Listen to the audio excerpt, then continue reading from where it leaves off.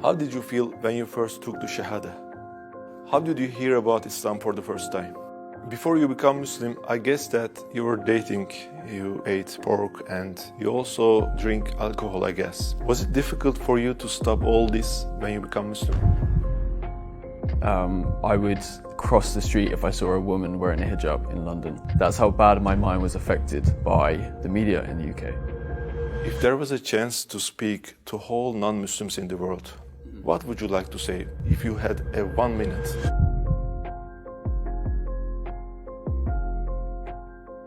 Who is Jay? Sure. I'm Jay, I'm from the UK. I'm 25 from a tiny town in the southwest of England. I'm a travel blogger and I share my journey of traveling all over the world on my YouTube channel.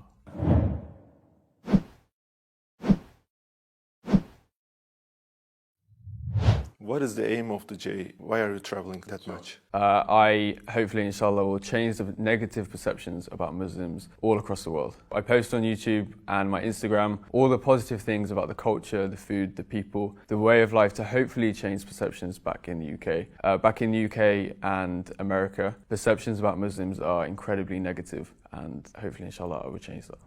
In one of your videos, you said that you love Pakistan and Turkey more than other countries. What is the reason for that? Why Pakistan and Turkey? I think I love Pakistan so much because, again, I never heard anything positive about this country. The main things I heard were terrorism and war and violence. And I went there and all of my expectations were beat. Everyone was so kind, so nice. The food was some of the best I've ever had in the whole world. And I felt such genuine love from these people. And the same with Turkey. Those two countries are my favourite because of the people, the food and the culture. I could talk about the mosques. I love the mosques here. I feel incredible here. And I took my Shahada in the Süleymaniye Mosque in Istanbul. MashaAllah. So I think that's why I have such a connection to these two countries, especially Turkey, because Istanbul changed my life. It's where I took my Shahada. It's where I made the best decision of my life. Instead of eating cornflakes in United States or United Kingdom, yes, you prefer to eat kebab in Turkey. Yes, I bet. What was the most interesting thing that you have shocked when you visited those countries, Pakistan, Mexico, Turkey, Egypt? Start with Mexico, right? Sure. Mexico is completely different to any of the other countries I've been to. Muslims are not widely shown in the media or even on the streets. I only managed to visit one mosque when I was in Mexico City. So the thing that was the strangest for me in Mexico was not being able to meet so many Muslims. In Egypt, Pakistan, Turkey, United Arab Emirates, they are everywhere and I've made some of the best friends here. How did you hear about Islam for the first time? That goes back probably 20 years when we go back to the story of 9/11. The first time I heard about Islam in a very negative way. And if we're talking more of a positive thing, I learned about Islam probably 3 years ago from traveling, meeting these people. And then I really learned about Islam when I read the Quran last year during lockdown. How did you perceive Islam before you became a Muslim? Did you have any prejudice? Yes, I had very negative perceptions about Muslims. Especially, there was many attacks in the UK from extremists. And the media has a very good way of making that stereotype to 2 billion people when it's just a handful of bad people making those choices. I would cross the street if I saw a woman wearing a hijab in London. That's how bad my mind was affected by the media in the UK because I didn't give myself the opportunity to really learn what Islam was about. And thankfully over the past 3 years I've really learned and discovered exactly what Islam is, and that's the religion of peace. What was the thing that made you interested in Islam? Originally, it was meeting the people when I travelled.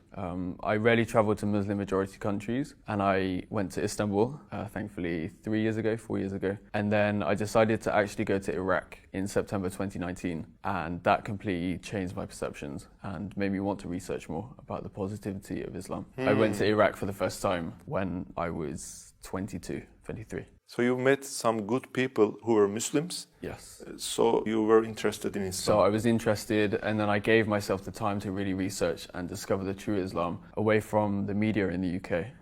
How did you feel when you first took the Shahada? The most immense sense of happiness and peace.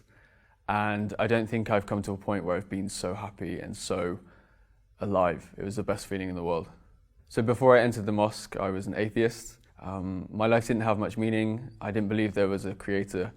I thought after death, that was it. And once I entered the mosque and I took the Shahada and I took those words and I said those words. I was so happy and I felt like my life went from black and white to colour. It was the best feeling in the world. What was the reaction of the people around you? So happy. They were clapping, they were smiling. People inside the mosque were watching and they heard and they were clapping and were so happy for me. What was the reaction, especially your family, your mom, your dad, your sister, your brother? Thankfully, I have the most supportive family and supportive friends in the world. So I told my sister first, originally. So I actually opened Snapchat. I was currently in Istanbul and I just directly messaged my sister first. I said I became Muslim and her reaction was so good. She then FaceTimed me and showed her elated happiness for me. I just can't understand why she's doing this. It's not a good, positive thing for them because the image of Islam is not good for them, I think. It's not good. So what's the reason that she becomes happy? Because she's seen my work, she's seen who I've met and she's heard my stories. And now I've taught them not to realise that the media is wrong. Like, the media is so wrong. They've now learnt to take my videos, my stories and my ideas as the truth rather than the media. What about your mother, your dad? Yeah, so my dad actually left when I was 1. He moved to Australia, so I haven't actually had contact with him. He doesn't know to this day. But my mum, I called her and I told her over the phone. I actually made a video about that and her reaction. It took me 3 times to actually call her and for her to pick up, and my nerves were... You couldn't say. I was struggling so hard, but I told her, and her exact words were something along the lines of, I'm smiling like a Cheshire cat, and Cheshire cats are very much known to be always happy, always chirpy, always funny, and that was her exact words actually, I'm smiling like a Cheshire cat. And from that day onwards, I have never had a bad word said. I've never had a bad idea said about Islam to me, and I'm very grateful that my friends and family were so happy and are still with me to this day, because it would have made my journey a lot harder if I didn't have them by my side with me. In Islam, we have to pray, we have to fast during Ramadan, and we have some other things. Did any of them seem difficult to you before you become Muslim? Yes, they all seemed incredibly overwhelming. Especially as in the UK before I became a Muslim, I was on this journey alone. During lockdown, I couldn't see anyone, I couldn't practice with anyone. It was very difficult. Still to this day, I still get overwhelmed. But now, thankfully, after a lot of practice, a lot of work, I've got to the point where I can do anything with ease. How did you make that research? From internet? Which videos? Which speakers? Many YouTube videos, many stories that I've met from the people on the streets, and actually reading the Quran itself. Can I ask this question? If it's private, just pass it. Your family are atheists, so you're Muslim. What do you feel about them? Are you praying that they become Muslim someday? Are you telling the truths of Islam to them? Of course I am. Every single day I'm talking to my family. I wish though one day I could talk to my dad about the journey I've been on and talk to him about Islam and the real Islam, because I'm scared he still has perception about Islam, and one day I hope to change that. And I know thousands of people will watch this episode, and I hope they pray for my friends and family to hopefully find the beautiful journey of Islam one day in their life. Inshallah. Before you become Muslim, I guess that you were dating, you ate pork and you also drink alcohol, I guess. Was it difficult for you to stop all this when you become Muslim? So firstly, pork, I haven't eaten for a very long time, probably since I was 10. So that was not an issue, and I definitely don't miss it. Dating, I haven't had a girlfriend since I was 17. So dating for me doesn't work. Also, I don't have the time when I'm traveling. So even if I wanted to do it, I couldn't.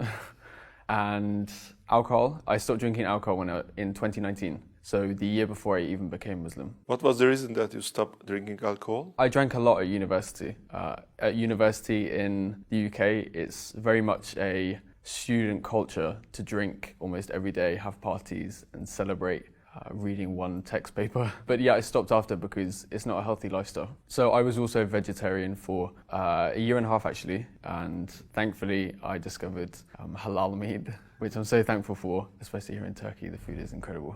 You have a YouTube account and Instagram account, and you're popular. I guess that you have messages who wants to date with you. Am I right? Yes, every single day. What is your reaction to them? I don't reply, or I block.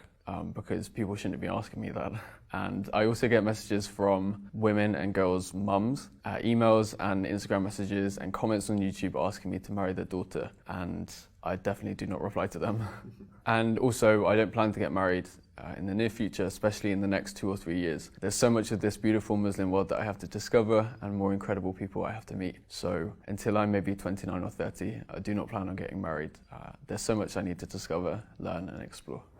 Why didn't you stay as an atheist and need to do some research about Islam? Sure. I'm a very inquisitive person. I think that's why I travel and that's why I want to learn. I had time and I studied international journalism for my master's degree, and I learned about the media and how they were completely wrong about Islam, and of course I took my inquisitiveness. So I've always been a very inquisitive person, someone always eager to learn about cultures, people, language all around the world. And during the coronavirus pandemic, I had a lot of time and I decided to put that time to good use and discover what makes the people I meet so kind, so loving and so peaceful. And that all came back to Islam. And that's when I decided to read the Quran, watch YouTube videos, learn more about Prophet Muhammad, peace be upon him, and everyone else. And it's been amazing. Who is Muhammad alayhi salatu wasalam for you? He's incredible, and I don't think I could find a better word for him. And I think everybody on this planet can learn a lot from him, and they could definitely put his life story into their own life and be a lot more loving, a lot more giving, and a lot more accepting. If there was a chance to speak to whole non-Muslims in the world, especially for the ones who have prejudice to Islam, what would you like to say if you had 1 minute? Learn from your own personal experiences, not the media. Travel the world, travel to Muslim majority countries, and give yourself the opportunity and the time to speak to Muslims and learn about their journey, their stories and their life, because I promise it will never be what the media says. And also when you travel around the world and if you see any kind of negativity, just know that Islam is perfect and Muslims are not. We are very nice to meet you, brother. Thank you so much. Your journey, your story is very interesting. Inshallah, your aim is great. Inshallah, you will be succeeded, brother. Inshallah, I can keep doing this until the whole world finally has a positive view of Islam.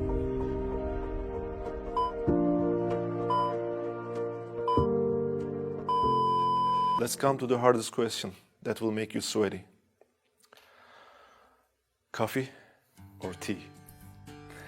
That's the hardest question you could ask me being in Turkey. Chai is my favorite here, but I love coffee. If you say coffee, there will be many dislikes in this video. I say chai. I say chai. That's okay. How did you find Sözler Köşkü? You seen our studio, our medrese. How did you find? Incredible. Everyone working here is so kind and the studio is phenomenal.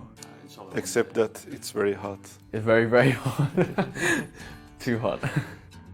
Teşekkürler.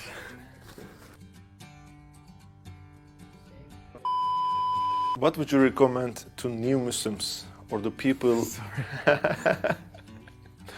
Did I make an English pronunciation wrong and you're laughing No, at that? you keep laughing. This is a very serious problem, brother. You will understand me when you got married. Yeah.